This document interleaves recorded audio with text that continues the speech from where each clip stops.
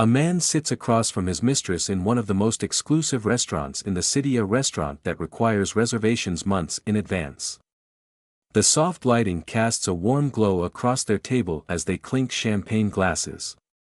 He's finally moved on from his divorce and is celebrating his new beginning. What he doesn't know is that across the room, partially hidden behind an ornate column and a cascading indoor fountain, sits his ex-wife.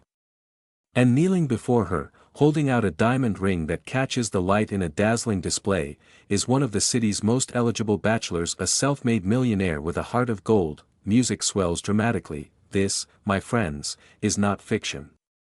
This is a story about karma, growth, and finding happiness when you least expect it. This is a story about an ex-husband who took his mistress to dinner and accidentally witnessed his ex-wife being proposed to by a millionaire. Music softens. Before we dive into this incredible tale, take a moment to hit that subscribe button and ring the notification bell. You won't want to miss our weekly stories of life's unexpected twists and turns. Now, let's rewind the clock and see how this extraordinary evening came to be. Meet Michael Bennett, a 38-year-old marketing executive with charm to spare but commitment issues that run deep. 6 feet tall with salt and pepper hair that he maintains meticulously, Michael has always taken pride in his appearance and social status. He drives the right car, wears the right clothes, and until recently, had the right wife, or so everyone thought. For 12 years, Michael was married to Eliza Bennett, née Collins, a dedicated elementary school teacher with a passion for nurturing young minds and a patience that seemed endless. At 36, Eliza possesses a natural beauty that requires little enhancement. Her warm brown eyes and genuine smile have always been her most striking features, though Michael had stopped noticing them years ago. Camera would zoom in on a photo of a happy couple on their wedding day, then slowly pull back to reveal it in a broken frame. Their marriage had been picture-perfect on social media, exotic vacations, anniversary celebrations, and charity galas. But behind closed doors, it was slowly unraveling. Michael worked late hours, and Eliza poured herself into her classroom and volunteer work. The distance between them grew with each passing year. Enter Veronica Winters, 29, ambitious, and the new account manager at Michael's firm. With her designer wardrobe and marketing degree from an Ivy League university, Veronica saw Michael as both a mentor and an opportunity. Their late-night strategy sessions soon turned personal, and within 6 months, Michael was leading a double life. Somber music plays. I deserve happiness, Michael had told himself repeatedly as his affair with Veronica blossomed. Eliza and I have grown apart. These things happen.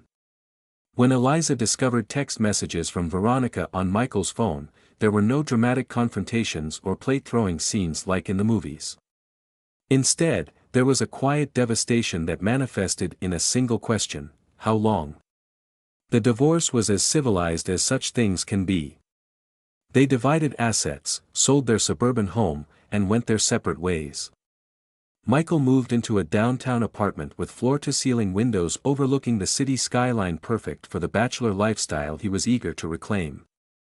Veronica became a frequent visitor, and eventually, the relationship went public. Eliza, meanwhile, moved into a modest townhouse closer to her school. She adopted a rescue dog named Charlie, a scruffy terrier mix who quickly became her loyal companion. She took cooking classes, joined a book club, and slowly rebuilt her life piece by piece. And then there was Jackson Reid, 42, founder of a sustainable technology company valued at over $200 million. After building his empire, Jackson had decided it was time to focus on his personal life. A chance meeting with Eliza at a fundraiser for her school had sparked something neither expected. Uplifting music begins. There was something authentic about her, Jackson would later tell friends. In a room full of people networking and posturing, she was genuinely passionate about her students and their futures. It was refreshing. What began as a generous donation to Eliza's classroom project blossomed into coffee meetings, long walks with Charlie, and eventually, a romance that taught Eliza what equal partnership truly meant. The reservation at Lumiere had been Jackson's idea. Known for its French-inspired cuisine and romantic atmosphere, the restaurant was the perfect setting for what he had planned. He had called in a personal favor with the owner, a former college roommate, to secure not just any table, but the one nestled in the private alcove near the indoor waterfall renowned as the most romantic spot in the city.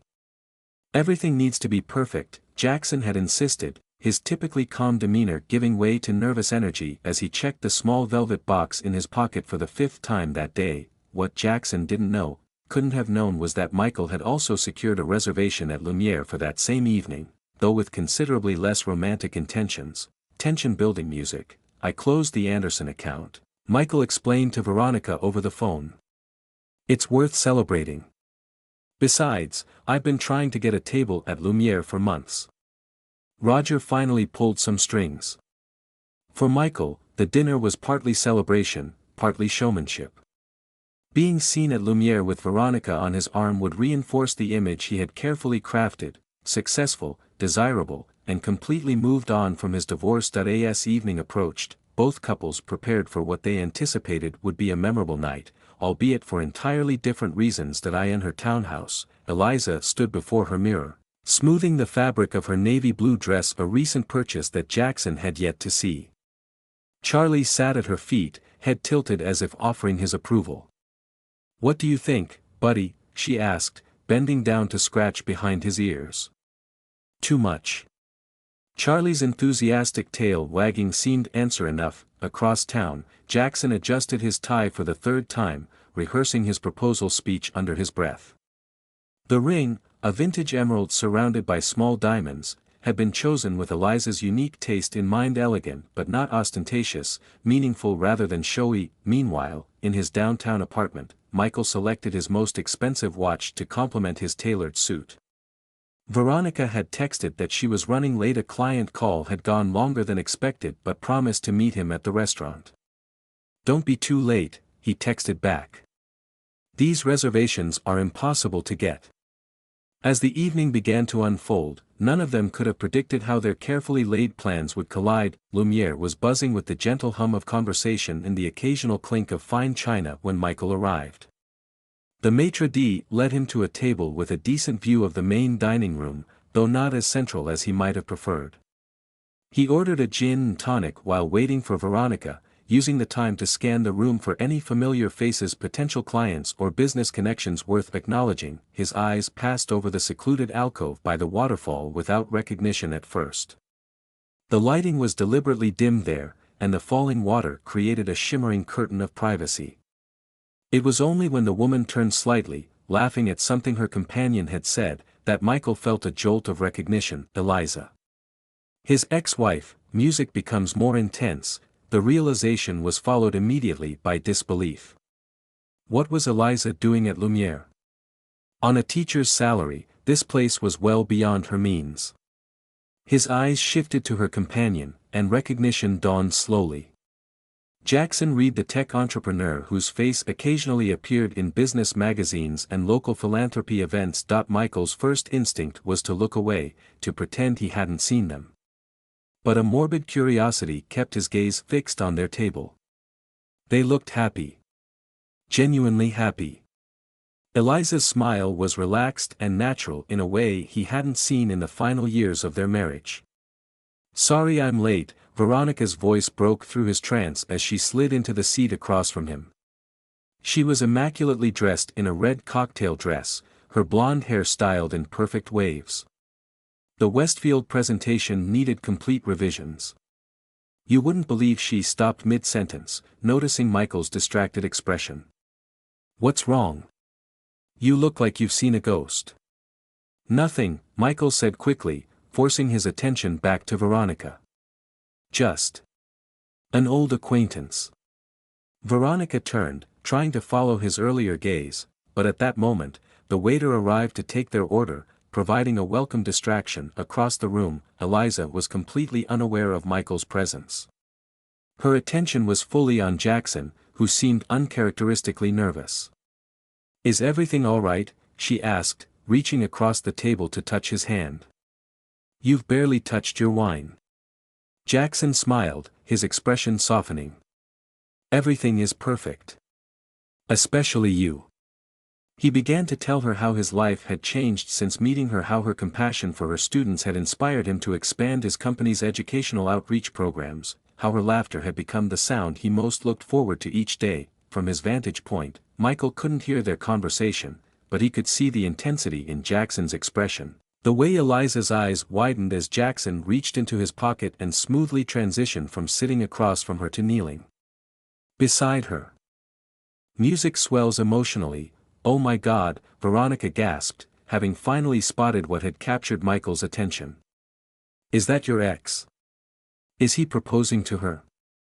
The small velvet box in Jackson's hand caught the light as he opened it, revealing the emerald ring within.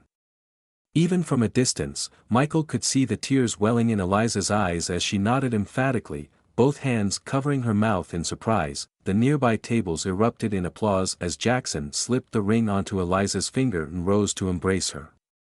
The restaurant manager appeared with a complimentary bottle of champagne, and several patrons raised their glasses in a toast to the newly engaged couple. Quiet, reflective music. Michael sat frozen, his gin and tonic untouched, as a strange cocktail of emotions washed over him. There was jealousy, certainly not because he wanted Eliza back, but because her happiness seemed so complete, so genuine. There was regret, too, for the way things had ended. And underneath it all, a surprising realization: relief. Relief that she had found someone who clearly treasured her in ways he had failed to do. "Michael?" Veronica's voice seemed to come from far away. "Should we leave? Go somewhere else?" Before he could answer, the worst possible scenario unfolded. As Jackson and Eliza stood to acknowledge the well-wishes of nearby diners, Eliza's gaze swept across the restaurant and landed directly on Michael and Veronica. The recognition was instant. Her smile faltered for just a moment, but to Michael's surprise, it didn't disappear. Instead, after the briefest hesitation, she offered a small, dignified nod of acknowledgement. Jackson, noticing the exchange, followed her gaze. His arm tightened protectively around Eliza's waist, but his expression remained neutral. He whispered something in Eliza's ear, and she shook her head slightly before turning her attention back to him, her smile returning full force as she admired her ring. "Well, that was awkward," Veronica muttered, taking a large sip of the wine that had appeared sometime during the commotion. "Small world, I guess." Michael couldn't formulate a response. The waiter returned, asking if they were ready to order, but the thought of sitting through an entire meal with this unfolding tableau in his peripheral vision was suddenly unbearable. "Actually," he said, reaching for his wallet, "I'm not feeling well. I think we should go." The ride back to Michael's apartment was silent. Veronica had suggested they go to a different restaurant, but Michael's appetite had vanished. He dropped her off with a distracted kiss and a promise to call tomorrow. Ignoring her poorly concealed irritation, alone in his sleek apartment, Michael poured himself a scotch and walked to the window. The city lights spread out before him like stars, but he saw none of it.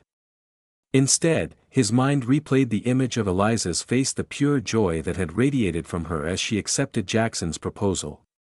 "She deserves it," he said aloud to the empty room, surprising himself with the admission. Their divorce had been finalized just over a year ago, but in that moment at Lumiere, it felt like a lifetime had passed. Eliza had moved on, not just to another relationship, but to a life that seemed to fit her better than the one they had shared. Michael thought back to their early years together, how Eliza's enthusiasm for life had been one of the things that attracted him to her. Somewhere along the way, amid his ambition and the daily grind, he had stopped seeing that quality in her. Or perhaps worse, he had begun to find it naive, incompatible with the sophisticated image he wanted to project. His phone buzzed with a text from Veronica: "Hope you're feeling better. Call me tomorrow." He set the phone down without responding. For the first time, he wondered if his relationship with Veronica was built on anything substantive. Had he been attracted to her because of who she was, or because of how being with her made him feel about himself? Music shifts to something more contemplative. Across town, Eliza and Jackson had returned to her townhouse. Charlie greeted them with enthusiastic barking, sensing the excitement in the air. "I can't believe you knew Michael would be there," Eliza said, sitting on her sofa and absently twisting her new ring. "You should have warned me." Jackson sat beside her, taking her hands in his. "I didn't know for certain." Roger mentioned he had given a table to a marketing executive named Bennett, but I didn't want to ruin the evening by bringing up your ex-husband. I'm sorry. Eliza shook her head. It's not your fault. And honestly, I'm glad it happened. You are. Jackson looked surprised. Seeing Michael there with Veronica a year ago, it would have devastated me, Eliza explained. But tonight, I realized something. I felt nothing. Well, not nothing, she corrected herself. I felt compassion. They didn't look happy, Jackson. Not like us. Jackson's expression softened as he pulled her close. That's because what we have is real. It's built on mutual respect and shared values, not appearances. Eliza rested her head on his shoulder, her finger tracing the outline of her emerald ring. When I saw Michael looking at us, I thought I'd feel embarrassed or angry. Instead, I just felt free. Like the last bit of our past together finally released its hold on me. Gentle, hopeful music. Meanwhile, Michael found himself scrolling through old photos on his phone, snapshots of his life with Eliza that he had never deleted.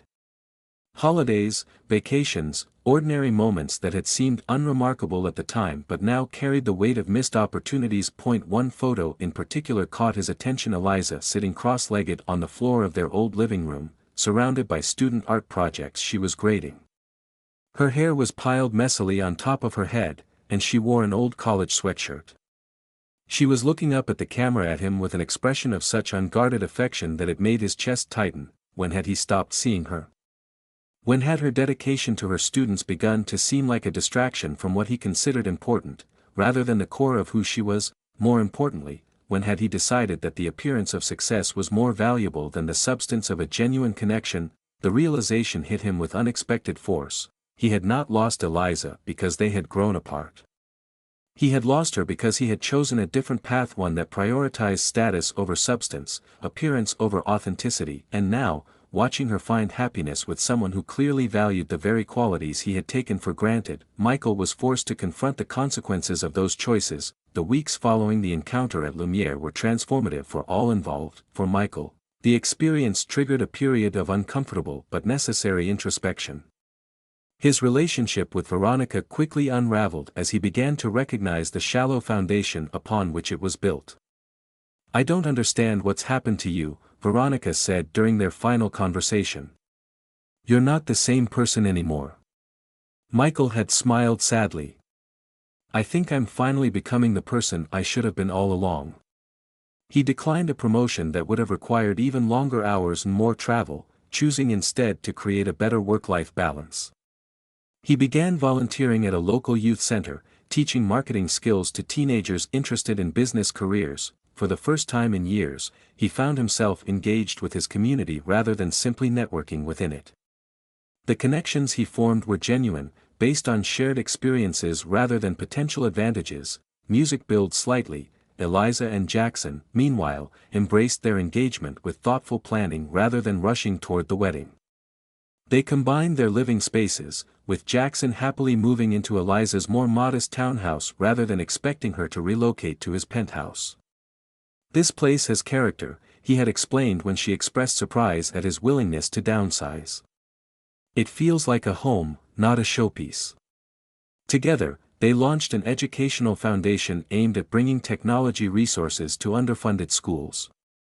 Jackson's business acumen and Eliza's educational expertise proved to be a powerful combination, attracting significant support from both corporate sponsors and local communities. Music continues with more emotion. The true test came 3 months after the proposal, at a fundraising gala for their new foundation. Michael, who had become involved with the youth center that would benefit from the foundation's work, found himself on the guest list. His first instinct was to decline, but after much consideration, he decided to attend, not to make a statement or to satisfy curiosity, but because he genuinely believed in the cause. The ballroom was elegantly decorated, filled with educators, business leaders, and community advocates. Michael moved through the crowd cautiously, exchanging pleasantries but keeping to himself. It was during one such conversation that he heard Eliza's laugh, a sound both familiar and somehow new. Turning, he saw her across the room, radiant in a simple but elegant gown, her engagement ring catching the light as she gestured animatedly to the small group gathered around her and Jackson. For a moment, Michael considered retreating, finding some excuse to leave early. But as he watched, he saw Jackson place his hand gently on Eliza's back, not possessively, but supportively. The gesture spoke volumes about their relationship, about the mutual respect that formed its foundation. Music swells with emotion. Gathering his courage, Michael approached them. The conversation around them paused as he drew near. "Michael," Eliza said, her voice steady. "I'm glad you could make it." Jackson extended his hand. "Your youth center program is doing incredible work. We're hoping to expand the technology workshops to more locations next quarter." The exchange was polite, professional, and neither overly familiar nor coldly distant. As they spoke about the foundation's goals and the youth center's needs, Michael found himself relaxing. The past remained the past, but perhaps there was room for a different kind of future, not as intimates, but as individuals who had once been important to each other and who now moved in similar circles with mutual respect. Before moving on to greet other guests, Eliza touched Michael's arm lightly.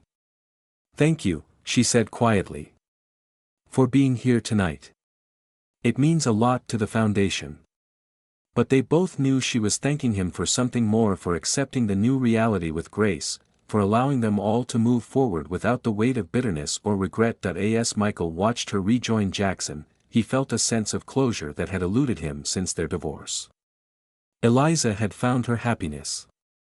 And perhaps, in his own way, he was finding his as well. 6 months after the fundraising gala, life had settled into new patterns for everyone involved. Michael had finally sold his downtown apartment, purchasing instead a comfortable home with a garden in a family-friendly neighborhood.